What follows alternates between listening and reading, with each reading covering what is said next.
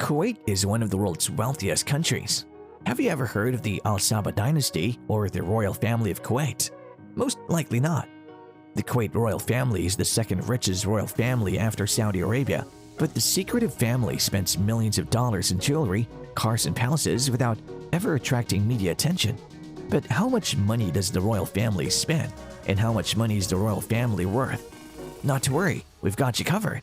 In today's video, we'll take you inside the life of Kuwait's royal family. Before we get into the royal family's lavish lifestyle, let's take a look at how they came to power. The Bani Utbah Confederation gave rise to the Al-Sabah family. Prior to settling in Kuwait, the Ottomans expelled the Al-Sabah family from Qusr in southern Iraq due to their predatory habits of preying on caravans in Basra and trading ships in Shatt al-Arab. According to one oral tradition, the Al-Sabah family moved around southern Iran and Iraq before settling in what is now Kuwait around the early 1700s. According to another oral tradition passed down by Sheikh Abdullah to the political agent, the Sabahs fled drought in Central Arabia in 1710. They migrated south, but when conditions worsened, they returned and now live in Zubarah on Qatar's west coast with other families. Conditions there were no better, so they migrated again, this time north to Kuwait, where they settled after finding water. On the final leg of the journey, At-Tabu ila al-Shimal, or moved to the north. According to one legend, this is where the name Bani Utub came from. Soon after establishing a settlement in Kuwait, Al-Sabah rose to power and ruled until his death in 1762. The crucial alliance between Kuwait and Britain was forged during the reign of Mubarak the Great. Resurgent Ottoman power, combined with rising Al Saud power, drew Kuwait closer to the Ottomans in the late 19th century. As the century came to an end, this began to change. When Sheikh Mohammed took power in 1892, he quickly clashed with his brother Mubarak. Muhammad dealt with this by diverting Mubarak's attention away from the capital.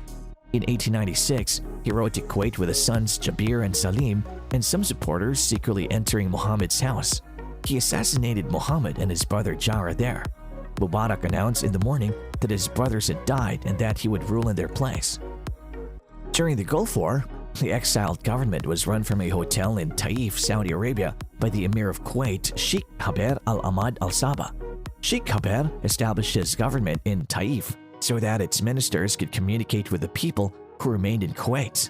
The government was able to direct an underground armed resistance comprised of both military and civilian forces, as well as provide public services to the remaining Kuwaitis, such as emergency care, using funds saved from oil revenues. Meanwhile, Sheikh Haber and his government lobbied for military action against Iraq both before and during the Gulf War. Sheikh Haber remained in Saudi Arabia after the war ended on February 28, 1991, while declaring 3 months of martial law. Government officials were able to ensure that no Iraqis remained in Kuwait who might have attempted to overthrow the government again by imposing martial law. They were also in charge of ensuring that the country was safe enough for Sheikh Haber and his government to return, which they did on March 15, 1991. According to Mohammed Al-Waib, a Kuwaiti political scientist, members of the Al-Sabah have interfered in and manipulated political and economic factions as a tool to weaken each other, with allegations of corruption being a particularly common tactic. In August 2011, supporters of Sheikh Ahmed Al-Fahad Al-Ahmad Al-Sabah discovered documents implicating up to one-third of Kuwaiti politicians in what quickly became Kuwaiti's largest political corruption scandal. By October 2011, 16 Kuwaiti politicians were accused of receiving $350 million in payments in exchange for their support of government policy.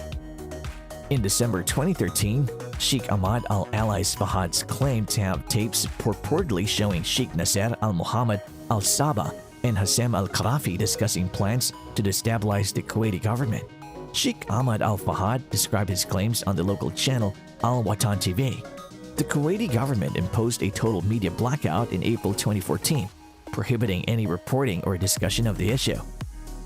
The public prosecutor in Kuwait dropped all investigations into the alleged coup plot in March 2015, and Sheikh Ahmad Al-Fahad read a public apology on Kuwait state television, renouncing the coup allegations.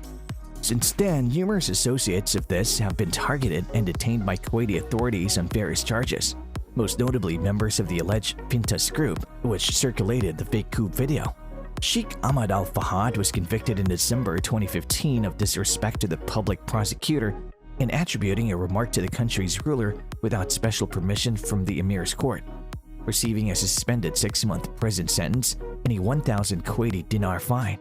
The previous ruling was overturned by the Kuwaiti Appeals Court in January 2016, and Sheikh Ahmad Al-Fahad was cleared of all charges.